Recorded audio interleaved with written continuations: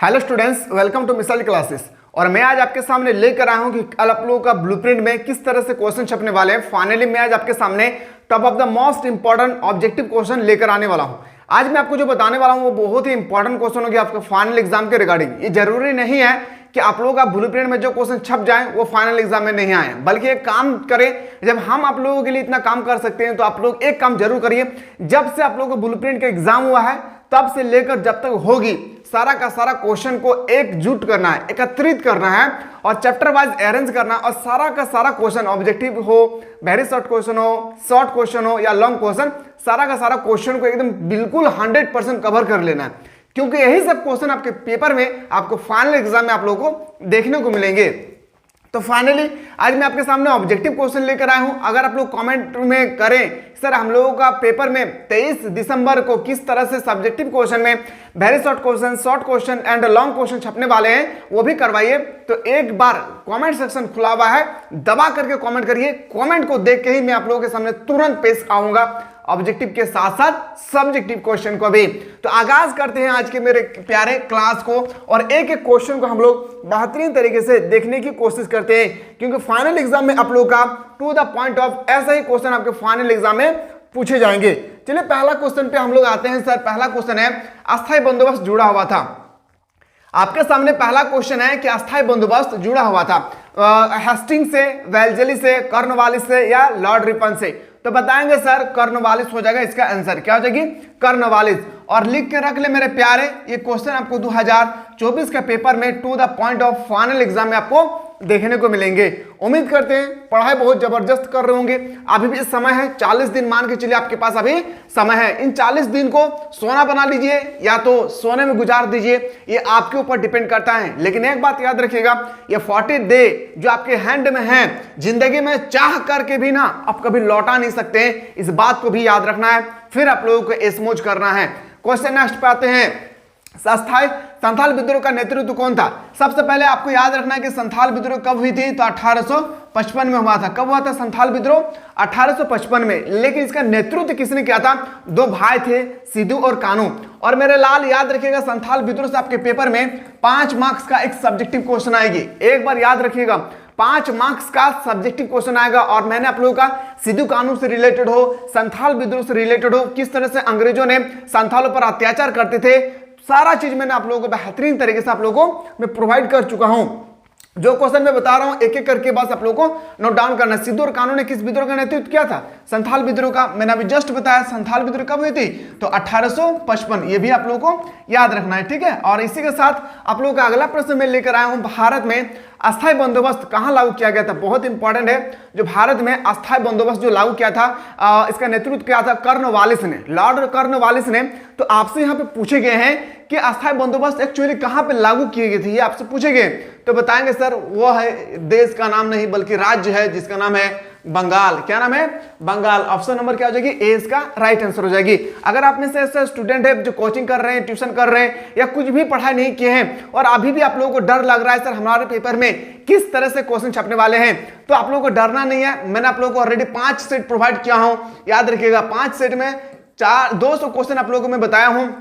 साथ ही साथ आप लोगों का मैं ये बताया हूं आप लोगों का एमसीक्यू में। एमसीक्यू का मतलब होता है क्या? Objective question. और सब्जेक्टिव में मैं आप लोगों को 6 लेक्चर प्रोवाइड कर रहा हूं, याद रखिए। कितना लेक्चर? सब्जेक्टिव में मैं आप लोगों को 6 वीडियो प्रोवाइड कर रहा हूं, याद रखिए। कितना वीडियो? 6 वीडियो आप लोगों को मैं प्रोवाइड कर रहा हूं। और इस 6 लेक्चर को अब प्लस 5 सेट को अगर आप अच्छी तरह से कंठस्थ कर लेते हैं हर एक सब्जेक्ट का, उम्मीद है इस बात की कि आप 90 प्लस मार्क्स लाएंगे। याद रखिए क्या होगी? 90 प्लस मार्क्स लाएंगे, पर शर्त है कि इस सबको आपको अच्छी तरह से माइंड में सेटअप कर लेना होगा। अब सर ये तब तो क्लास यूट्यूब पे नहीं चलता है, ये क्लास चलती है हमारे एप्लीकेशन पे। हमारे एप्लीकेशन का मतलब होता है मिसाइल क्लासेस के एप्लीकेशन पे। जो भी बंदा क्रैश कोर्स को ज्वाइन नहीं किए हैं जल्दी से जाएं और क्रैश कोर्स को आप लोग ज्वाइन करने की कोशिश करिए, क्योंकि क्रैश कोर्स में ही सारा चीज आप लोगों को बताया जा रहा है। या तो जो भी बंदा फाउंडेशन कोर्स लिए हैं, सफलता कोर्स लिए हैं, वो लोग को भी यहाँ पे आप लोगों को वही पढ़ाया जा रहा है जो आपका क्रैश कोर्स में बताया जा रहा है। तो लेट ना करें, जाएं, जल्दी से जाएं मेरे लाल, क्रैश कोर्स को ज्वाइन करने की कोशिश करें। अगर आप फोन पे, गूगल पे, नेट बैंकिंग का यूज नहीं करते और एडमिशन करवाना चाहते हैं तो ऑलरेडी इस नीचे नंबर दिए गए हैं, इस नंबर के माध्यम से आप लोग हमारी टीम के साथ जुड़ सकते हैं। और जुड़ने के बाद आप हमारे टीम के साथ कंसल्ट कर सकते हैं कि सर मैं एडमिशन तो करवाना चाहता हूं पर हमारे पास फोन पे गूगल पे नेट बैंकिंग का साधन नहीं है, तो आप किसी और के मोबाइल से करवाइएगा। आपको एक नंबर दिए जाएंगे, उस नंबर पे आपको पे करने के बाद आप कॉल कीजिएगा, अपना डिटेल्स बता दीजिएगा, आपका एडमिशन हो जाएगी। ठीक है, लेट ना करें, जाइए क्रैश कोर्स को जरूर ज्वाइन कीजिए। ट्यूशन कोचिंग पूरे साल भर पूरे सिलेबस कंप्लीट कर चुके हैं, कोई बात नहीं है, लेकिन फिर भी जाकर क्रैश कोर्स को ज्वाइन करिए ओनली फॉर 299 रुपीज में। आते हैं सर अगला क्वेश्चन पे, संथाल विद्रोह के नेता कौन थे? संथाल विद्रोह के नेता कौन था? सिद्धू, याद रखें, सिद्धू और कानू। ऑप्शन नंबर क्या हो जाएगी? ऑप्शन नंबर 20 का राइट आंसर हो जाएगी। अगला प्रश्न है, संथाल विद्रोह कब हुई थी? मैंने जस्ट बताया 1855 में हुआ था। कब हुआ था? 1855। क्वेश्चन नेक्स्ट है कि ईस्ट इंडिया कंपनी भारत में कब आए थे? सभी को अच्छी तरह से पता है, 1600 ईस्वी में आया था। क्या हो जाएगी? सिद्धू सॉरी आपका ईस्ट इंडिया कंपनी जो है 1600 ईस्वी में आई थी। ऑप्शन नंबर ए इसका राइट आंसर हो जाएगी। कर्नवालिस कोड बना है, बहुत इंपॉर्टेंट। कर्नवालिस कोड 1793 में बना था। कब बना था मेरे प्यारे? 1793। याद रखिएगा मेरे लाल, याद रखिएगा, समय को पकड़ के रखिए, समय को जकड़ के रखिए। ये समय आपके लाइफ में फिर दोबारा नहीं आने वाला है, इसलिए समय को बर्बादी ना करें। राजमहल की पहाड़ियों में मुख्यतः जो लोग रहते हैं वे थे, कौन से लोग रहते थे राजमहल के पहाड़ियों में? पहाड़ी और संथाल लोग। क्या हो जाएगी? ऑप्शन नंबर ए इसका सही उत्तर हो जाएगी। क्वेश्चन नंबर नेक्स्ट पे आते हैं, अगला प्रश्न पे आते हैं।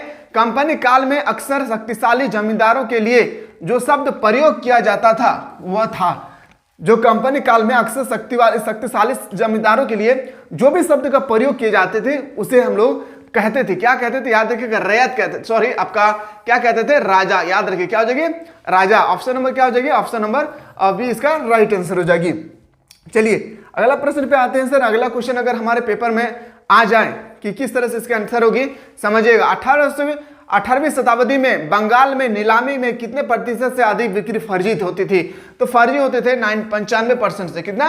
95%। ठीक है, और ये अभी मैं आप लोगों को करवा रहा हूं सेट 1। इसी तरह से आप लोग सेट 2 देखने के लिए बिल्कुल आप लोग देखना चाहते हैं तो एक बार दबा करके कमेंट सेक्शन खुला हुआ है, कमेंट करना ना बोले। स्तंभमारी बंदोबस्त लागू किए जाने के बाद कितने प्रतिशत में अधिक जमींदार हस्तांतरित कर दी गई थी? तो याद रखिएगा 75%। कितना परसेंट? 75%। यानी ऑप्शन नंबर क्या हो जाएगी? ऑप्शन नंबर ए इसका सही उत्तर हो जाएगी। और आंसर की भी देखना चाहते हैं, मतलब कल अगर आप लोग जैसे पेपर देकर निकलेंगे और क्वेश्चन कितना क्वेश्चन सही करके आए हैं इसका आंसर की भी देखना चाहते हैं तो आप लोग बिल्कुल कमेंट करिए। मैं वो कल आप लोगों का एग्जाम जैसे खत्म होगी मैं आंसर की भी लेकर आने वाला हूं। कर्नवालिस का जीवन काल था, तो कर्नवालिस का जीवन काल था 1738 से 1805। सिक्किमी रैयत को बंगाल में जमीन को पट्टे पर देता है कौन? तो बताएंगे वो था रैयत। कौन था? रैयत। ऑप्शन नंबर क्या हो जाएगी? Option number A. Option number A is the right answer हो जाएगी।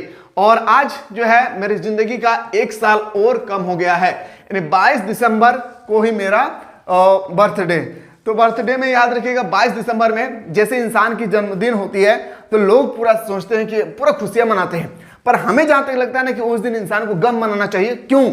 क्योंकि उस दिन आपके जीवन में 1 साल और कम हो गया है। मान लेते आप 40 साल के थे और आप बर्थडे मना रहे हैं मान लेते 25 साल में, तो आप जैसे बर्थडे मना रहे हैं 25वें साल में तो आपका और 15 साल बचा है, तो आपको गम मनाना चाहिए ना कि आपका खुशी मनाना चाहिए। और साथ ही साथ ये भी तय करना चाहिए कि जितना साल जो गुजर गए हैं, जैसे मैं से गुजर चुके हैं, अब जो भी साल मेरे बचे हुए हैं मैं जमकर मेहनत करूंगा, मैं जमकर मेहनत करूंगा। ऐसा काम करेंगे कि हमें समाज में नाम हो जाए, ऐसा काम करेंगे कि पहचान बन जाए। इस तरह से हमेशा पॉजिटिव थॉट रखिए। अमला किसके द्वारा भेजा अधिकारी होता था? अमला तो जमींदार द्वारा। किसके द्वारा? जमींदार द्वारा। यानी ऑप्शन नंबर क्या हो जाएगी? ऑप्शन नंबर बी इसका राइट आंसर हो जाएगी।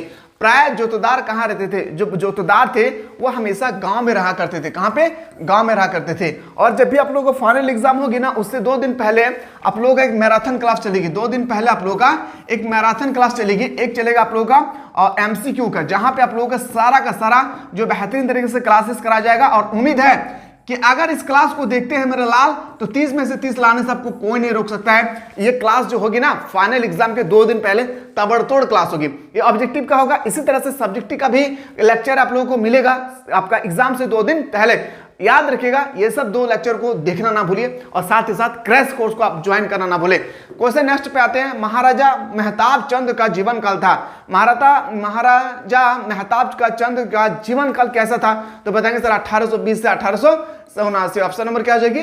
ए इसका राइट आंसर हो जाएगी। क्वेश्चन नेक्स्ट पे आते हैं, बंगाल और बिहार में अस्थायी बंदोबस्त शुरू करने का श्रेय किसे दिया जाता है?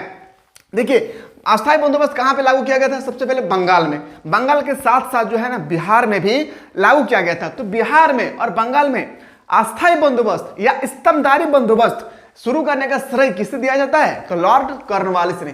क्या हो जाएगी? ऑप्शन नंबर ए इसका राइट आंसर हो जाएगी। क्वेश्चन नेक्स्ट पे आते हैं, भारत आने वाले प्रथम यूरोपीय कौन था? देखिए, आपसे पूछेंगे यूरोपीय, आपसे यूरोपीय, ये शब्द जो लिखा हुआ है ना मेरे लाल, इसको ध्यान से समझना है कि भारत में आने वाले प्रथम यूरोपीय कौन था? तो बताएंगे सर पुर्तगाल थे। कौन थे? पुर्तगाल। ऑप्शन नंबर क्या हो जाएगी? ए इसका राइट आंसर हो जाएगी। अंग्रेजों ने सर्वप्रथम अपनी फैक्ट्री कहां स्थापित किया था? अंग्रेज जो लोग आए थे उन्होंने सबसे पहले, अंग्रेज कब आए थे हमारे देश में? 1600 ईस्वी में, ठीक है। और हमें आजादी कब मिली थी? 1947 में। मतलब इतना दिनों तक हमारे देश में आकर हम लोगों को गुलाम बनाकर रखे थे। तो फैक्ट्री सबसे पहले जो अंग्रेज लोग आए थे हमारे देश में, सबसे पहले फैक्ट्री कहां पे स्थापित हुई थी? मछलीपट्टम। याद रखिए, कहां पे? मछलीपट्टम। ऑप्शन नंबर क्या हो जाएगी? 20 का राइट आंसर हो जाएगी। पुर्तगालियों ने गोवा पर कब अधिकार किया? देखिए, भारत जो है ना 1947 में आजाद हो गया था पूरी तरह से। 1947 में पूरी तरह से जो है आजाद हो गया था। लेकिन इसमें से एक ऐसा राज्य था, कौन? गोवा, जो उनको आजादी नहीं मिली थी। उनको गोवा राज्य को पुर्तगालियों ने कब्जा करके रखा था और यह आजाद हुई थी 1976 में। कितना? सोचिए, आजादी हुई थी 1947 में और इसको आजादी के बाद कितने साल बाद देखा जाए तो 26-3-29 साल के बाद जो है गोवा को आजादी मिली थी। किससे? तो पुर्तगालियों से। ठीक है। तो आपसे पूछेंगे पुर्तगालियों ने गोवा पर कब अधिकार किया? तो बताएंगे सर 1510 ईस्वी में। कब? 1510 ईस्वी में। ऑप्शन नंबर सी इसका राइट आंसर हो जाएगी। फ्रांसीसी बुक्कान कौन थे? और ये क्वेश्चन आपके पेपर में 2 मार्क्स का आएगी, ऑब्जेक्टिव में भी आएगी, सब्जेक्टिव में भी आएगी, तो बेहतरीन तरीके से कर लेना है। बुक्कान कौन था? मैंने आप लोगों को बेहतरीन तरीके से क्लास में एक्सप्लेन करवाया था। तो बुक्कान जो थे ना वो एक सर्वेक्षक थे। कौन थे? सर्वेक्षक थे। ऑप्शन नंबर क्या हो जाएगी? डी इसका राइट आंसर हो जाएगी। क्वेश्चन 23 है कि फ्रांसीसी बुक्कान के विवरण की तुलना इतिहास के किस स्कूल से की गई थी? किस स्कूल से? एनाल्स स्कूल से। कहां से? एनाल्स स्कूल से। ऑप्शन नंबर क्या हो जाएगी? ए इसका राइट आंसर हो जाएगी। फ्रांसीसी बुक्कान के विवरणों से किस जनजाति के बारे में पता चलता है? किस जनजाति के बारे में पता चलता है? तो बताएंगे सर वो जनजाति है संथाल जनजाति। कौन सी जनजाति? संथाल जनजाति। एक बार कमेंट करिए मेरे लाल जल्दी से कि आप लोग सब्जेक्टिव क्वेश्चन को भी देखना चाहते हैं ब्लूप्रिंट के एग्जाम के रिगार्डिंग। किस रिपोर्ट का? देखिए आपके पास ना एक 5वीं रिपोर्ट का क्वेश्चन आएगी। 5वीं रिपोर्ट इसको ना आप लोग अच्छी तरह से एक बार कर लीजिएगा। मैंने ऑलरेडी आप लोगों को बता चुका हूं, जो पेड कोर्स से लेकर स्टडी कर रहे हैं मैंने बेहतरीन तरीके से एक्सप्लेन भी किया था, नोट्स भी प्रोवाइड किया हूं और क्लास भी आप लोगों में दिया हूं लेक्चर में, सब्जेक्टिव में जो 6 लेक्चर प्रोवाइड किया हूं। तो आप लोग 5वीं रिपोर्ट को थोड़ा सा अच्छी तरह से देख लेना है, क्योंकि 2-3 साल से कंटिन्यू जो है ना 5वीं रिपोर्ट को पूछे जाते हैं। तो किस रिपोर्ट का संबंध भारत में ईस्ट इंडिया कंपनी के क्रियाकलापों से है? तो बताएंगे सर 5वीं रिपोर्ट। क्या आ जाएगी? 5वीं रिपोर्ट। ऑप्शन नंबर सी इसका राइट आंसर है। रैतवाड़ी बंदोबस्त के जनक थे, जो रैतवाड़ी बंदोबस्त है इसके जनक कौन थे? मुनरो। कौन थे? Henry Munro and Reeds. Option number क्या हो जाएगी? सी। जैसे आपको बताएं अस्थायी बंदोबस्त के जनक कॉर्नवालिस है, अस्थायी बंदोबस्त के जनक कॉर्नवालिस है। ठीक इसी तरह से याद रखिएगा रैतवाड़ी बंदोबस्त की व्यवस्था किसने शुरू किया था? मुनरो ने। और मुनरो के साथ एक फ्रेंड थे जिसका नाम था क्या? रीड। क्या नाम था? रीड। ऑप्शन नंबर सी इसका राइट आंसर हो जाएगी।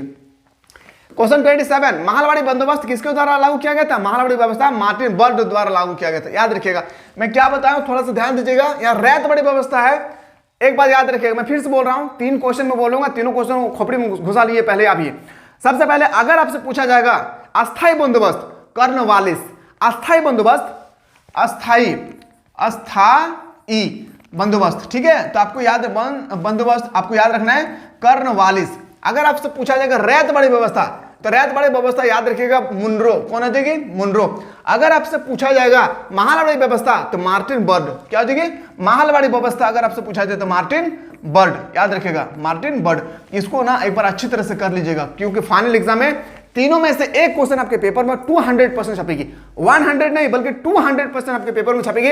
अस्थायी बंदोबस्त, कॉर्नवालिस, रैतवाड़ी व्यवस्था। जल्दी बताइए, रैतवाड़ी व्यवस्था अगर आपसे पूछी जाएगी तो बताएंगे सर मार्टिन लूथर, ये सॉरी मुनरो। अगर आपसे पूछा जाएगा महालवाड़ी व्यवस्था तो बताएंगे सर मार्टिन बर्ड। क्या हो जाएगी? Martin bird. या तो हम लोग देखिए मार्टिन बर्ड। तीनों को अच्छी तरह से लिख लीजिए और अभी लिख लीजिए, ठीक है, नहीं तो फिर भूल जाइएगा आप लोग। और याद है तो बहुत अच्छी बात है, और याद नहीं तो लिख लीजिएगा। किस युद्ध में विजय के पश्चात ईस्ट इंडिया कंपनी ने बंगाल, बिहार एवं उड़ीसा के दीवानी अधिकार प्राप्त किए थे? तो बताएंगे सर वो था बक्सर का युद्ध। बक्सर का युद्ध हुआ था 1764 में। नोट डाउन जल्दी से लाउडली।